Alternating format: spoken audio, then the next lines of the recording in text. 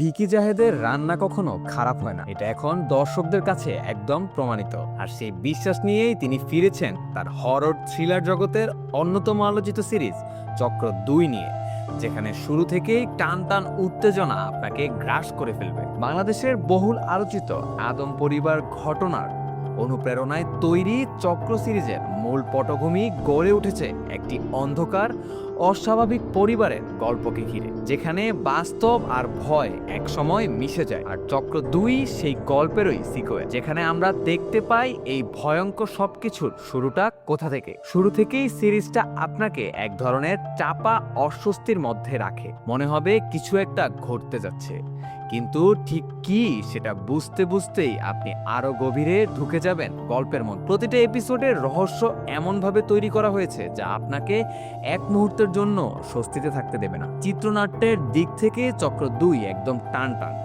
একটার পর একটা রহস্য ধীরে ধীরে উন্মোচিত হওয়া অতীত আর প্রতিটা ঘটনার পেছনের কারণ সবকিছু মিলিয়ে গল্পটা হয়ে ওঠে আরো গভীর এবং intense.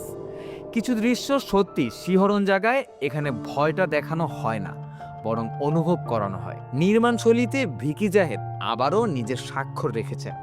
Dark colour tone, suspenseful background music এবং নিখুঁত ক্যামেরা ওয়ার্ক সব মিলিয়ে একটা হেভি টেনশনফুল পরিবেশ তৈরি করে, যা পুরো সময় আপনাকে চাপে রাখে।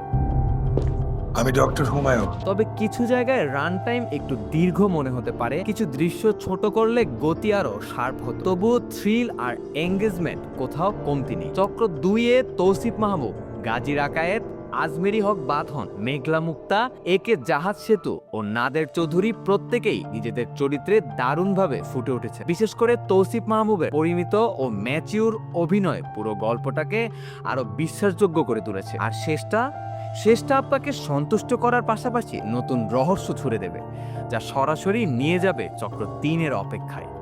সব মিলিয়ে চক্র ২ একটি টান টান উত্তেজনায় ভরা ডার্ক এবং বাস্তব ভিত্তিক থ্রিলার, যা একবার শুরু করলে শেষ না করে ওঠা কঠিন। দর্শক, সিরিজটি আপনি দেখে থাকলে আপনার মতামত জানিয়ে দিন কমেন্ট করে। এমন আরো রিভিউ, বিশ্লেষণ ও আপডেট পেতে সাবস্ক্রাইব করুন FBN এন্টারটেইনমেন্ট।